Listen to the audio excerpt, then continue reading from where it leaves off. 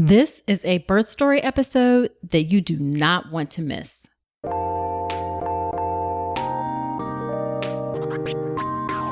Welcome to the All About Pregnancy and Birth podcast. I'm Dr. Nicole Calloway Rankins, a practicing board-certified OB GYN who's had the privilege of helping hundreds of moms bring their babies into this world. I'm here to help you be knowledgeable, prepared, confident, and empowered to have a beautiful pregnancy and birth. Quick note, this podcast is for educational purposes only and is not a substitute for medical advice. Check out the full disclaimer at ncrcoaching.com/disclaimer. Now let's get to it. Hello. Welcome to another episode of the podcast. This is episode number 84, and I'm so glad that you're here with me today. So in today's episode of the podcast, I have Jennifer Abdul Rahman. Jennifer is a mother to 3 young boys, and she's also an IBCLC, that's an International Board Certified Lactation Consultant.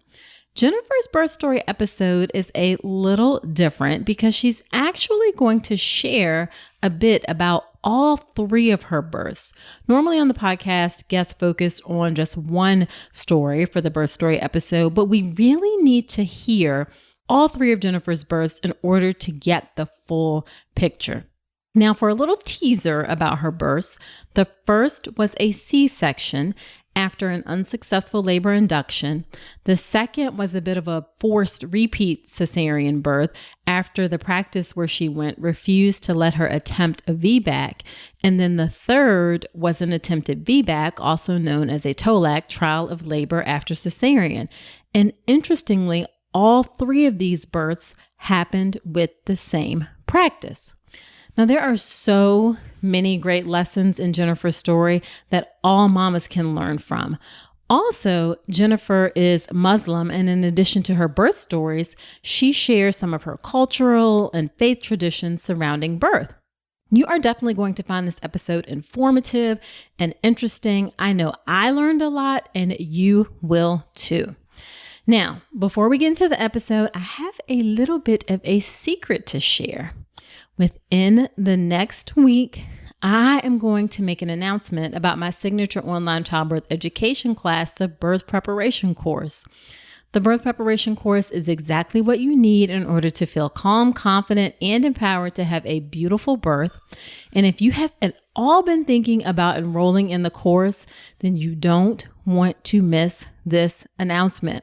Follow me on Instagram at Dr. Nicole Rankins. That is the place to go if you want to hear it first. All right, so let's get into the episode with Jennifer's birth stories.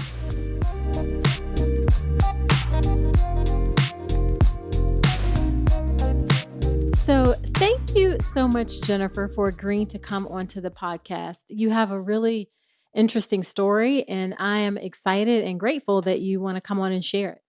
Yeah, absolutely. Thank you for having me. Yeah, so why don't we have you start off by telling us a little bit about yourself, your work, and your family? Sure. So I'm a registered nurse. I've been a nurse for the last 10 years, and I'm married. I have 3 boys. My oldest is 8, my middle child is 6, and my youngest just turned 2 in January. So we kind of live in Pennsylvania. It's been nice, I guess, recently, like a struggle and nice that we have more family time. The kids are home. So Right. like every day's a little unpredictable, but today's a good day. So I'm just going to go with that. Gotcha. I hear you. What kind of nurse are you, or do you still practice nursing? So I started out doing long-term care and then med-surg, and I currently work as a lactation consultant. So I'm an IBCLC. I work in a hospital, and I also do private practice as well. Okay, awesome. And we'll talk about that at the end, how people can find you in your lactation practice. Absolutely. Thank you. Awesome. All right. So for your story, a lot of times on the podcast, women go through one birth story, but in your case, we have to really go through all 3 in order to get the full scope of everything that happened. Yeah, absolutely. Yeah. So how about we start off first with talking about your first birth? I know that was an induction for pre-eclampsia that ended in cesarean. So how was that for you? Yeah, so I was actually working at a nursing home at the time and I was not feeling well one night and I took my blood pressure and it was very, very high. And I had an appointment the next day. So I went home, I slept, I went to my appointment and it was still high. So I was about 32 weeks at that point and they immediately put me on bed rest. So I was out of work, I was doing bed rest, but even though I was a nurse, I hadn't been a nurse for very long. I didn't work OB. So I don't think I fully understood how severe preeclampsia can be. So I was on modified bed rest rather than strict bed rest. So I probably didn't do as much bed rest as I should have. But I Oh, don't beat needed, yourself up about that. It's hard, bed rest, we don't even know that it really does anything. So you were doing the best that you could at the time. yeah, absolutely. And around 37 weeks, I went in and it was like nothing was working to keep my blood pressures down. So finally, at that point, they were like, we need to induce, like, we need to deliver the baby. And going through all of my experiences, I found that I was one of those people who, as soon as the baby was delivered, my blood pressures came back down immediately, like purely like pregnancy related. And that was what cured the preeclampsia for me. So with my first, I was induced. It was an exceptionally long labor. I felt like I had every intervention they could throw at me to help my labor progress. Right. And How long was the induction? um, it was probably almost 40 hours. Okay. They started with some Pitocin, but because my blood pressures were high, they also put me on magnesium. So it was kind of like this game of like keeping the magnesium, at a level that it's actually going to benefit me and help my blood pressures, but then also trying to increase the Pitocin to help the contractions and help the labor progress. They tried helping to dilate my cervix, and I eventually stalled at 5 centimeters, and I was there for quite a while. Finally, when one of the doctors kind of had a conversation with me about doing a C-section, because at that point I was kind of going on almost 2 days of being in labor. Gotcha. And how did you feel about when you got to that point? I had a mix of emotions. I was definitely exhausted. I could barely stay awake. I was so tired. I remember when I was in the OR, I kept telling the anesthesiologist, I was like, I think I just need to sleep. I need to sleep. And he's like, it's okay. He's like, it's okay. He's like, just go to sleep. It's okay. And I was like trying to fight it so hard. But it was a mix of emotions of being tired and also disappointment that things didn't go as I had planned. Gotcha. And what had you planned? What had you wanted for your birth? Yeah, I mean, I definitely had wanted a natural delivery. I wanted to be able to deliver naturally and I guess kind of just have my baby how we're supposed to have babies. And didn't quite go as planned. Gotcha. Gotcha. Do you feel like during the process people listened to you? You were treated well? What about that aspect? I felt like with my first, they were, very supportive, and understanding of the fact that things were not going as planned. And I do like remember before I went back to the OR that things were very kind of calm. And then once I said yes to the C-section, it was like a rush. Like I don't even remember going from the delivery room to the OR. It was just everything went so fast at that point. And it was like before I knew it, the baby was out and it was like all done. And I think the whole experience seemed to kind of be cut short in a way, especially because my baby was then taken to the nursery. It wasn't a baby friendly hospital at the time, so they didn't allow the babies to stay in the OR. Oh, So I was separated from him for almost 2 hours. okay. Yeah, that sucks. Yeah. For sure, for sure. So then you got pregnant the second time, and hmm then there's this discussion of wanting to try for a VBAC versus having a repeat C-section. So Yeah. what did you decide in that situation? So I had wanted a VBAC, and I did all of my research. I studied all the evidence. I talked to people. I did everything I felt like I could on my end to educate myself. And I knew what the risks were, but I also knew what the benefits were.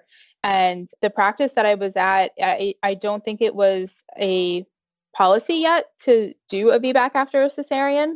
So every doctor I talked to refused to do a VBAC. They pretty much said I had to go into labor on my own or it was a C-section. So I felt like, I guess, powerless. It was all out of my control.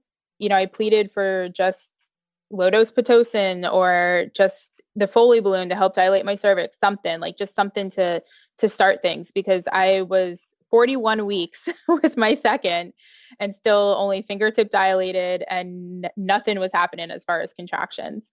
And even at that point, nothing, they just said no. If I didn't go into labor naturally, I would have to have a C-section. Right, right. And what area were you still in Pennsylvania at that time? Yeah. And that was in 2013. My first was born in 2012, and then my second was, they're 18 months apart. So my second was then 2013. Okay, okay. Did you consider trying to find another practice, or were you hoping things would just sort of that you wouldn't get to that point? Yeah, I had considered it. Unfortunately, the insurance I had, I could only go to that hospital. Gotcha. You're faced with what you're faced with, and you were Yeah. trying to make the best out of the situation that you had. Yeah. I mean, how did you feel during your pregnancy and like every single time somebody's saying like either it's this or, or a C-section? I really felt like it was my body and I had no control over what was being done to it. And it wasn't like I didn't feel that I was taking a risk because I had done all the research and I knew what the risks and benefits were. And I had seen what was being done in other places in our country and that this was an option for a lot of women. So I think that was the part too where this was being done. And even though I'm asking for it, I was just repeatedly denied. And even when it came time for the delivery, I asked for delayed cord clamp and I asked for no, going in knowing I was going to have a C-section this time. I asked for the drape to be dropped so I could see my baby come out and, have the baby stay in the OR, be skin to skin. And all of those things were denied. So that was the hard part too, because I knew once again that my baby was going to be taken away for 2 hours. I wouldn't see him. And I think that was the hardest part about my first delivery because I felt so disconnected. And that's why I wanted a VBAC so bad with my second, because I felt Right. so disconnected from the whole experience. Like I never felt them come out. I never saw them come out. And that's hard to like cope with that afterwards when something's happening to your body, but you can't even feel or know that it's happening. Wow. I just hearing it is just really hard to hear because I can Yeah. imagine how difficult it was for you. Do you feel like it made it hard for you to establish that bond and that connection with your baby that you had this delay? With my first, definitely. I hear a lot of people say they're like immediately in love with their baby. And with my first, I felt like it was a couple of weeks until I really had like a connection with him or like had like emotional feelings towards him. My second, I felt like it happened a little bit more quickly, but it was still difficult after to kind of get my mind past that disconnection. Right, right. And then I guess what was their response with at the second time when you come to this conclusion that okay, I'm going to have this cesarean. You come to this conclusion and then you ask for things like delayed cord clamping and skin to skin. What did they say when you asked for these things? Literally just no. It was the doctor that I spoke to that was there to do my C-section that day. He was just like, no, we don't do that. And I was kind of like taken aback because I was like, wait, what? I I've researched this and there's evidence-based research on this and I just couldn't understand. And I think a lot of it had to do with policies and procedures, which I also feel is unfortunate that we can't make room for accommodations in that way, especially when it makes such a huge impact. But I also feel like the impact that those experiences had on me, that was never discussed. I don't think anyone maybe even realized it or even discussed those things with me. So I also feel like they didn't really have the knowledge to know the impact that that was going to have. Yeah, for sure. Man, that is just so tough. Now at this and was this the same hospital where you had your first? It was, yeah. Okay. Did you know anything about the hospital ahead of time in terms of how they like what kind of I'm just curious if they had a reputation in the community Yeah, for so birth? I mean, the hospital has a good reputation, and I think that baby friendly designation made a huge difference because at that time they were not baby friendly. But once they were, then all of these practices were implemented.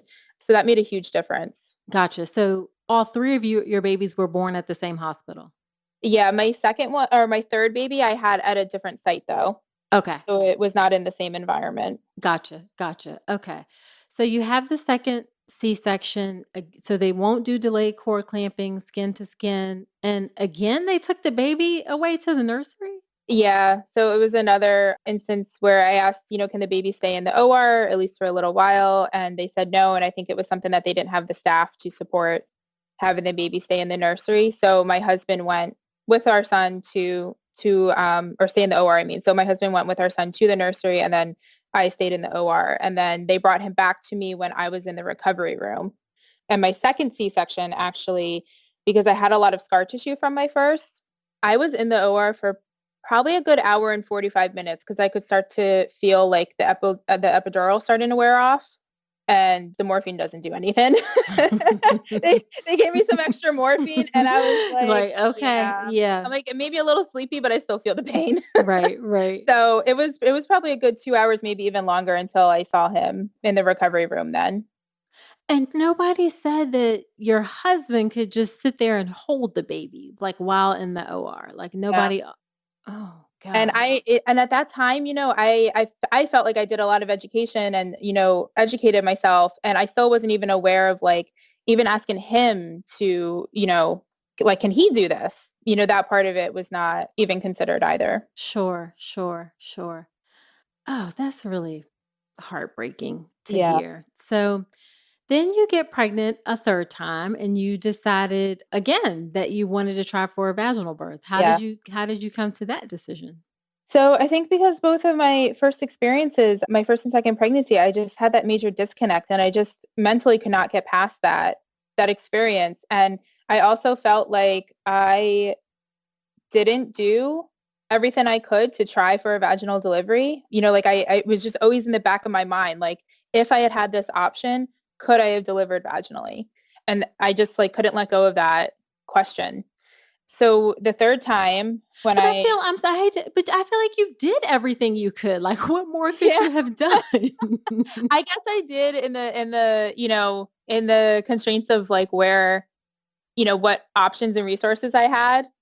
I did everything I could and I advocated for myself as best that I could. And I guess I really wanted to deliver naturally and just like have that moment.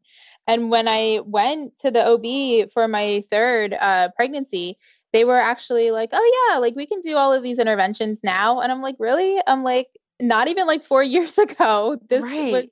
like, I was told nothing. And now, we were able to do all of this other, like everything I had asked for that second time. Now it was an available option. And this is the same group of doctors. Yeah. Yeah. That Yeah. must have annoyed the blank out of you. It Like, did. okay. It did because I felt Like, like this is everything I advocated for with my second pregnancy, not even 4 years ago. And it took that long for them to kind of catch up, I guess, and get on board with this stuff. So that part of it, it was definitely frustrating. It was definitely frustrating, but I also had a little bit of hope because I felt like, okay, like even though this is late, I guess better late than never. And we did do as much as they could. And I actually, with my third at I think it was about 32 weeks, I got the stomach bug. I do not recommend the stomach bug while pregnant. It was the absolute worst. It lasted an entire week. I was constantly like nauseous, vomiting, getting dizzy all the time. And because some of the symptoms overlapped with pre-eclampsia and because of my history, I was kind of in and out of the hospital a little bit. And they had done a 24-hour urine, which showed some trace protein. And that was kind of like my worst fear, like that preeclampsia would develop and would limit my options. I was kind of labeled as like mild pre-E. So it was kind of just a game of, how long can I go until those symptoms could possibly get worse, but also giving my body enough time to be able to go into labor naturally or hope that it does. So I hit 38 weeks. And at that point I decided to do an induction because I was like, I'm far enough along at this point that hopefully my body will, kind of start to kick in with the induction methods, but also the pre-E for me, I felt fine. I know what pre-E feels like because I had it with my first, and I did have severe symptoms. Like all the symptoms that they say you get, I had the floaters, the flash edema, The the swelling, headaches, the headaches, all of everything, it. Okay. everything. So I knew what that felt like, and I did not feel like that at all with my third. I actually felt really healthy. I gained way less weight with my third than I did with my other two. So it felt like a much better, healthier pregnancy. And then when I came for the induction, so we did some low dose Pitocin. They dilated my cervix with the Foley balloon. I got to about 5 centimeters, and I was having contractions like every 2 minutes because of the Pitocin. And then at that point, they had broken my water, and I was kind of, in that for a while. And my body just wasn't progressing again. So it kind of stalled at 5 centimeters. Okay. But you felt like this time you actually had the opportunity. Yeah, I felt like I had the opportunity. And I think the thing for me is that when we did decide to do a C-section again, they shut the Pitocin off, and my contractions immediately went from like super strong every 2 minutes to like mild every 10 minutes. Okay. So that was that was like a huge clue to me that I was like, okay, like no matter what I do, my body just does not go into labor. Like it just doesn't happen. So that was kind of like validating for me that it wasn't something I did or didn't do. Like my body was just not meant to go into labor. So this time do you feel like you felt better about the C-section decision? I do. I felt more confident about the decision, and I felt like the decision was mine. I felt like I was the one who made that decision and had control over that decision. And I always remember the one nurse I had. She was probably the only person ever throughout all three of my pregnancies who really had this conversation with me. But when I was in labor with my third, and we were kind of like, on the fence of, they were trying to talk to me about a C-section, and I was like not having it. And she was like, why is this so important to you? She's like, can you tell me, like, just tell me why this is so important? And I just like burst out into tears, and I started telling her about my horrible experience with my first two. And she was probably the only person that ever even asked me that question. And then I just remember her going like above and beyond to do everything she possibly could. Like I was in the OR and she was yelling. She's like, where's the clear drape? Let's get the clear drape. Where is it? And they found it, and no one had used it before. So it was kind of a little awkward, but we figured it out. And I was actually able to like pull the drape down. I could see him come out. I could see him, they were holding him up, and I could see the cord, and then they did the delayed cord clamping. So it was just a totally different experience.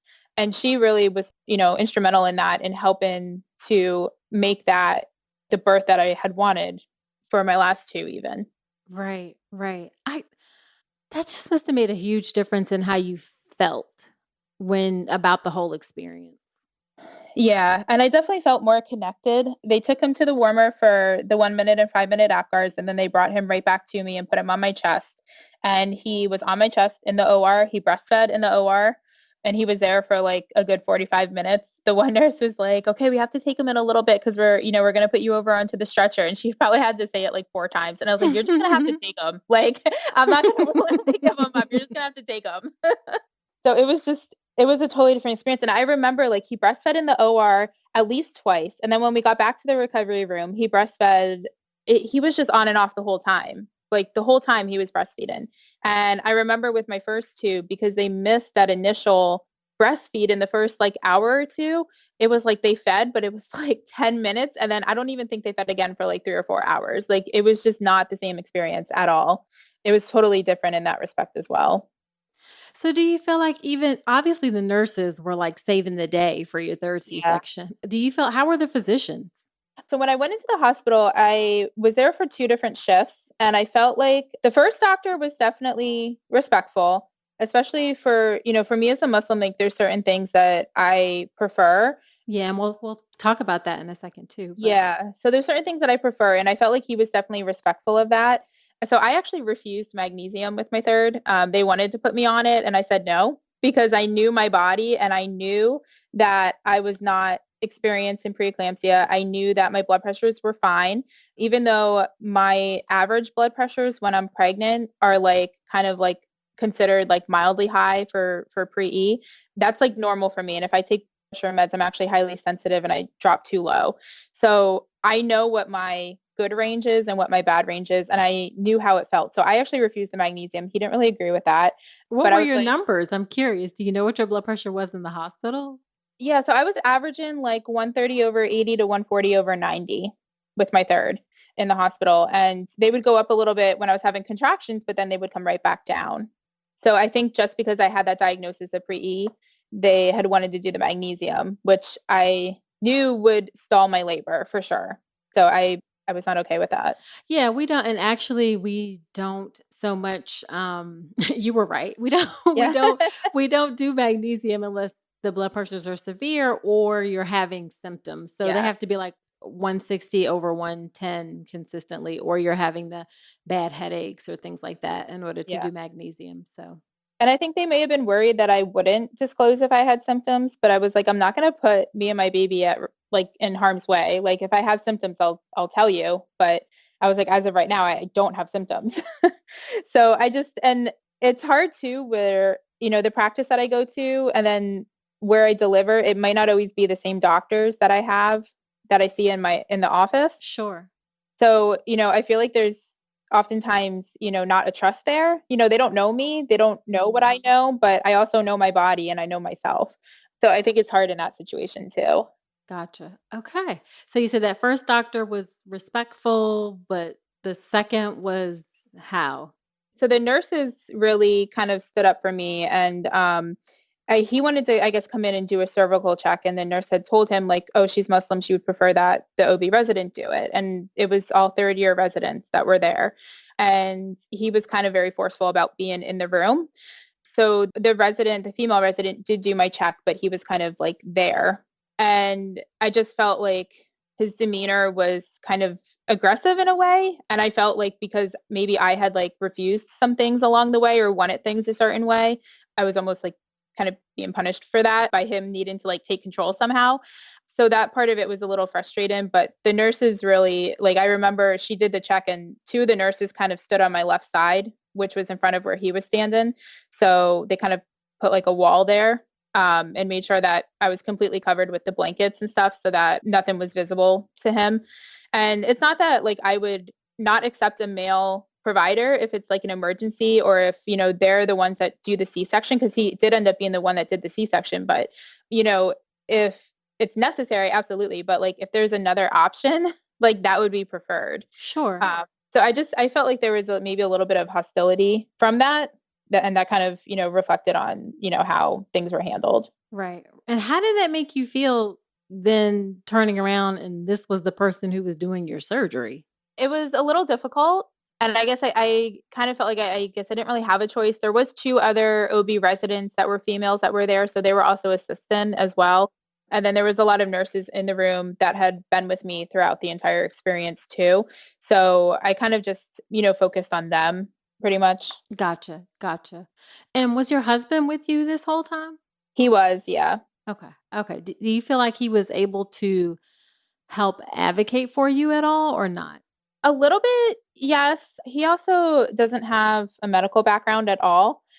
He's an accountant. So we we always joke about that because he definitely is good at standing up for, me and supporting me through all of that.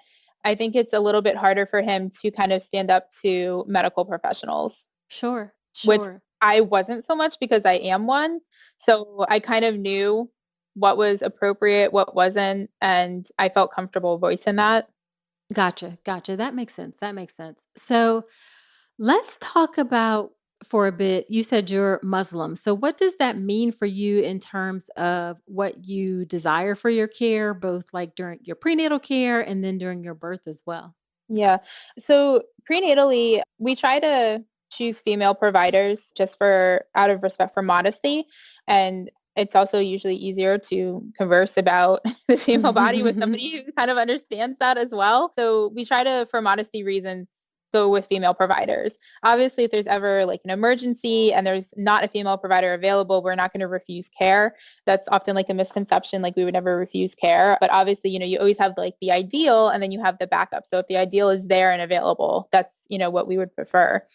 Pregnancy, is something in Islam that's like highly respected. So I do kind of expect that providers, incorporate my religious beliefs into my prenatal care because everything we do in Islam has a purpose and everything is meaningful and it's, all of those things intertwine with each other.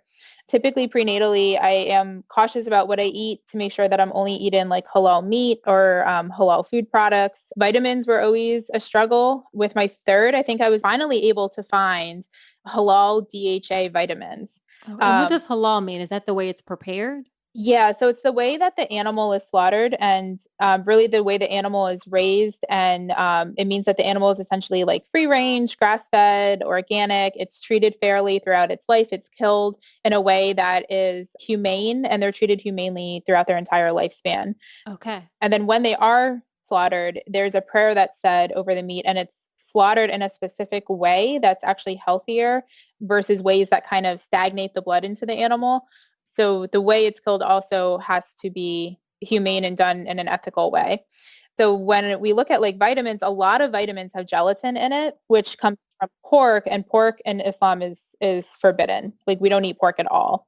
So a lot of the vitamins have gelatin, and there are a lot more like halal brands now, but I really couldn't even find that DHA that was halal and had halal gelatin in it until my third pregnancy. So I think for some of them, I didn't take the DHA because I couldn't find one that was halal that I could actually consume. Right. So the midwife that I had seen through parts of my pregnancy actually was like really understanding about it and tried to help me find some alternatives. And then I don't even think I really mentioned it to anyone else.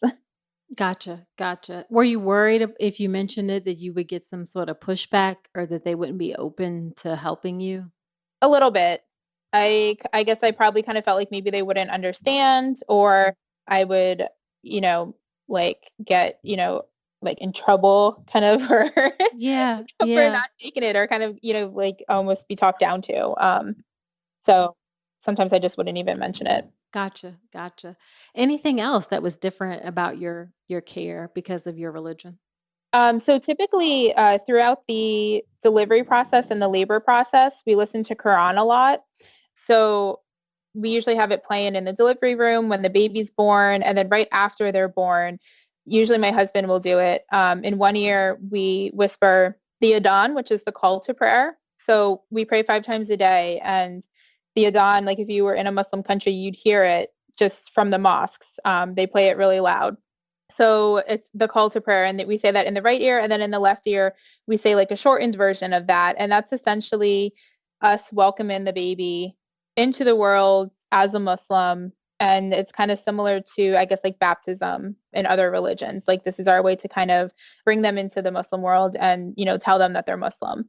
So that's something that we do after delivery. And then we constantly have the Quran playing as well. And I think through some of my C-sections, I think one of them, they did put the Quran on in the OR.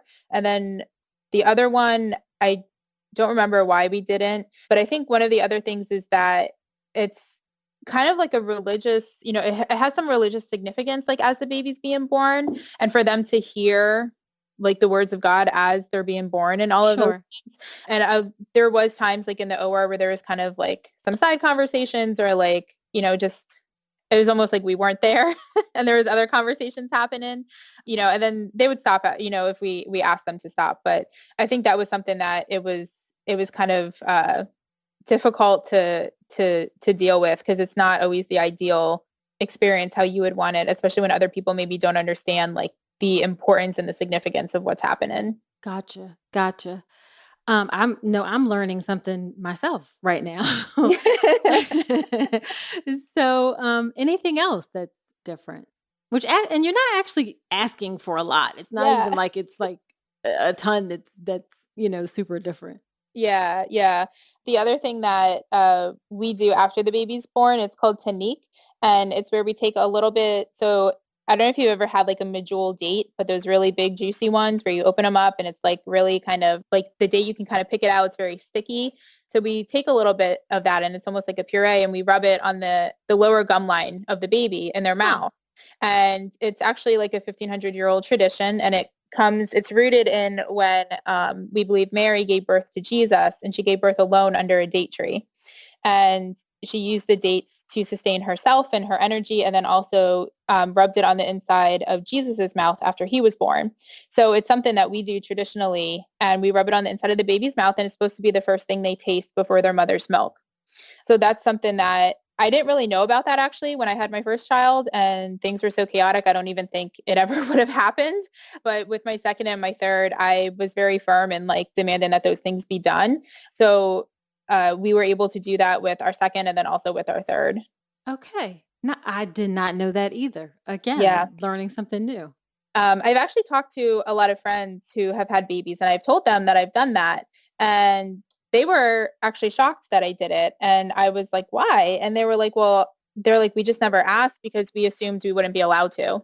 Mm, gotcha. So Gotcha. yeah, because I've had a lot of other providers say that they never knew about it. And I said, I honestly think people probably just aren't asking because they Yeah. just assume they won't be able to. Okay. Okay. Interesting. Yeah. And I don't think there's no reason why you can't do it. So, No. yeah. Wow. Okay. Anything else? I'm like, what else do we need to learn? So I actually have an interesting story. And actually when my second child was born, because I was pregnant for 41 weeks, he was very large. And he was on the hypoglycemic protocol. It was really hard to get him to wake for feeds. So I used to rub a little bit of the date on the inside of his mouth, like right before every feed, and he would perk up. He would feed great. And then I did that each time, and he got off of the blood sugar protocol. His blood sugars were great. One of the nurses even commented, they were like, wow, his sugars are like in the 70s every time. They're like, we usually don't see this. This is really good. He must be feeding really well. And I was like, oh yeah, he is. I never mentioned about this. It was the only way. And it was just, my logic was like, oh, like I know they used to give like sugar water sometimes to like get the babies to wake up and feed. And I was like, maybe this will do the same thing. And it absolutely worked. And then I told a friend about it. And a few months later, she sent me like a research article. I don't think it was done in the US, but it was done, probably in a Muslim country. But it had said that they used like dates to help babies on the hypoglycemic protocol to prevent hypoglycemia. And I was like, wow. So like something I did as like a 1,500-year-old tradition was then shown in like evidence-based research too. That is really cool. And, I don't think we've appreciated enough of what happens, like taking some of ancient traditions and carrying them forward. So, and kind of marrying the best of both worlds. So we definitely need to do that more. Yeah, absolutely. Now, I know you also, just from the picture that you sent, you wear a hijab. Did you ever experience any difficulties or backlash because of that? Throughout my birthing experiences, I felt like people were generally respectful. There was a few times, especially with like male doctors, where they were kind of just like knock and barge into the room, and I'd be like scrambling to put my scarf on. So there was like multiple times where I know I asked the nurses to like put a sign on the door to please like knock and wait for people to come into the room, just so that I could put my scarf on. And I think that sometimes there's this misconception that because they see one part of me, that they have access to all of me. And that's not necessarily okay. Yeah, it's not okay, period. Yeah.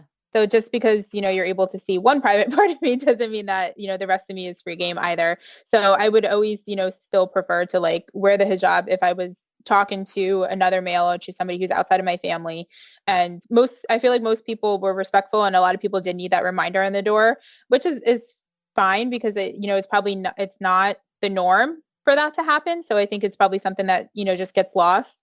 But having the staff put like a sign on the door was really helpful to just alert staff, and then especially when I was up on like the mom baby unit, I just kind of said like no males unless, like they announce before they're coming in.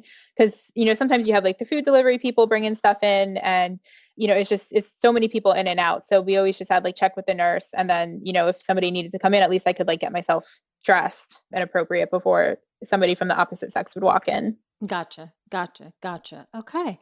Anything else you want to share about your birth experiences and your religion or anything in general? I think one thing that I always try to tell women is, when you're going through this, like educate yourselves as much as you can, and not even just reading online or reading evidence online, but talk to other people. And I think for me, I was the first person out of all of my friends to have kids. So now I feel like I've become an advocate to all of them because they're all having kids now. And I'm like, Right. what you need to know, this is what you need to do. So it's like, okay, like, even though parts of my experience were like very traumatic for me, I was like, now I feel like I can help other people, but definitely like talk to other people and find out what their experiences have been. So that way, when you're going into it, you have more knowledge and you have the ability to really advocate for yourself in those situations. Because I think sometimes, we are like the only advocates we have. And if we're not the ones saying something or standing up for ourselves, there's no guarantee that anyone else will be there to do it either. That is very, very true and an excellent way for us to end. And I'm curious, do you feel like your experiences have, as I ask, where can people find you with your work? Do you feel like your experiences have influenced your decision to become a lactation consultant? They absolutely did. I mean, with my first child, I didn't even know what a lactation consultant was. And looking back, I definitely needed one. My first breastfeeding was painful for like the first 3 months. And I came to find when he was 7 years old that he had a tongue tie that was never diagnosed. Oh my gosh. Yeah. So, I mean, we breastfed for a year, but it wasn't easy. And had I known about those services, had I known that there was people that could help me, it could have been totally different or a better experience. So that was for me something that I definitely felt like I could relate to more. And I always tell people now, like as soon as they get pregnant, I'm like, prepare yourself for breastfeeding because a lot of people, I think it's just going to happen or it just works. And sometimes that happens, but the majority of the time it usually does not. And there's going to be obstacles. There's going to be questions. And especially in the US, breastfeeding isn't normalized. There's so many people having babies now that don't know anyone that has ever breastfed. Yeah. And in a lot of cultures, that used to be generational knowledge. That used to be something that was passed down from grandparents to mothers to granddaughters, and it's not anymore. People are breastfeeding and they have no concept of what that's supposed to look like or what it's supposed to feel like or how it's supposed to work. And we've kind of lost all of those generations of knowledge, and now we're trying to rebuild that. But it's not really at the point yet where it's generational or that knowledge is passed down. For sure, for sure. So where can people find you to find out more about your lactation consultant work? Yeah, so my private practice is called Latched Eternal Lactation Consultant. So on Instagram I'm at latched_eternal. And I also have a page on Facebook as well. One of my biggest things that I really advocate for is informed consent. Through my own experiences and also talking to other families, it is never harder when I hear, that parents would have made different decisions had they had that information. They're like, if I had known this 2 years ago, I would have done things differently. And that's heartbreaking to me because the information is there. It's always been there, and it's just that it's hard to access sometimes for a lot of families, or they don't know who to reach out to, or they don't have the support to be able to implement those things. But that's one of the things that I really advocate for, is that parents and families have the information they need to make an informed decision on how to care for themselves and their babies. Exactly. And that's the really important part. Yeah, for sure, for sure. Well, Jennifer, thank you so much for agreeing to come onto the podcast. This has been a really helpful and informative interview, and I really appreciate you coming on to share your story. Absolutely. Thank you so much for having me.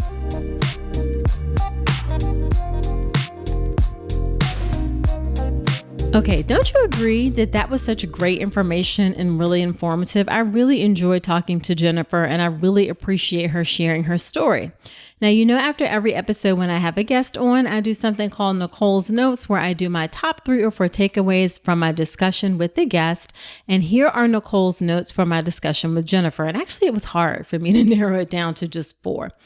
Okay, number 1, practice patterns can differ so drastically from place to place or even between doctor to doctor within the same practice.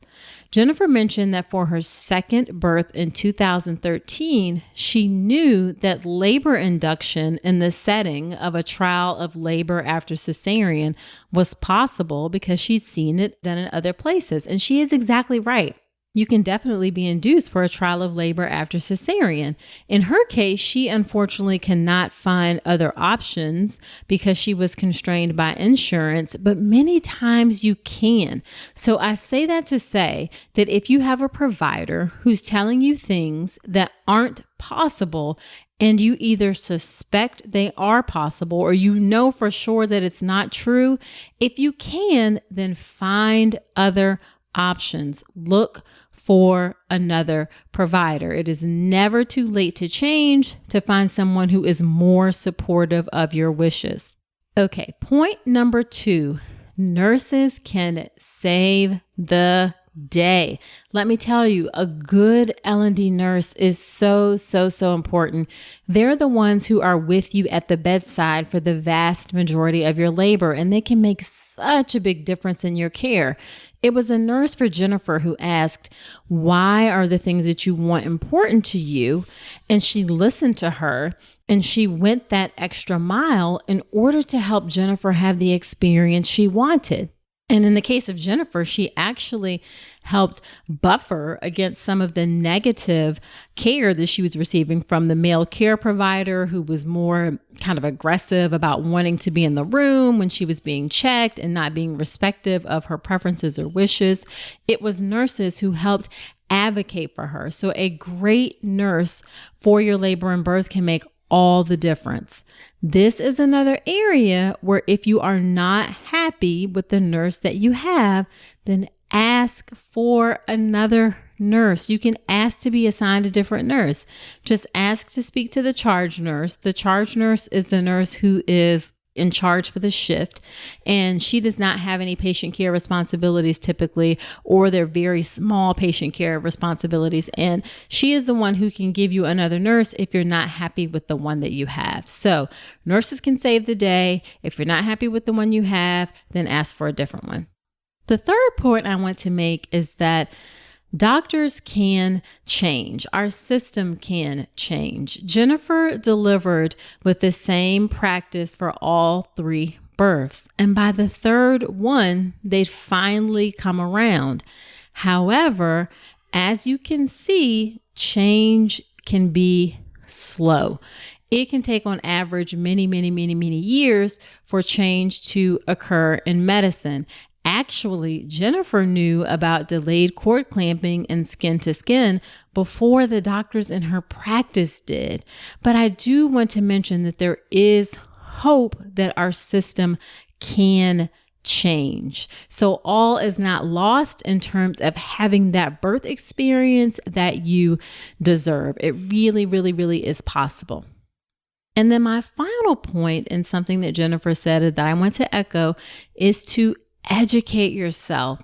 Of course, information alone doesn't necessarily fix everything. In Jennifer's case, she had information, but she still faced some challenges. However, without information, without that education, without that knowledge, you're really leaving yourself completely at the mercy of those around you, and you may not have what you need in order to advocate for yourself. This is where great childbirth education is so important. Really, everyone should invest in great childbirth education. It's key. And speaking of childbirth education, do not forget to go follow me on Instagram at Dr. Nicole Rankins so you don't miss the special announcement that I have about my online childbirth education class, the Birth Preparation Course. All right, so that is it for this episode of the podcast. Be sure to subscribe to the podcast in Apple Podcasts, Spotify, Google Play, wherever you are listening to me today. And I would really love it if you leave a review in Apple Podcast. First of all, I love hearing what you think about the show. All of those comments helps keep me going, helps keep me motivated. It gives me ideas for things to talk about on the show. It also helps the show to grow and helps other women find the show. So if you can leave me that review, honest review in Apple Podcasts, I would so appreciate it. Now, next week on the podcast, I have a guest on who will be sharing her very interesting fertility journey and how she took a bit of a different approach to it. So do come on back next week. And until then, I wish you a beautiful pregnancy and birth. Thanks so much for listening to this episode of the All About Pregnancy and Birth podcast. Head to my website, ncrcoaching.com, to get even more great info, including free downloadable resources on how to manage pain in labor and warning signs to look out for after birth. You'll also find information on my free online class on how to make a birth plan, as well as everything you need to know about the birth preparation course. Again, that's ncrcoaching.com, and I will see you next week.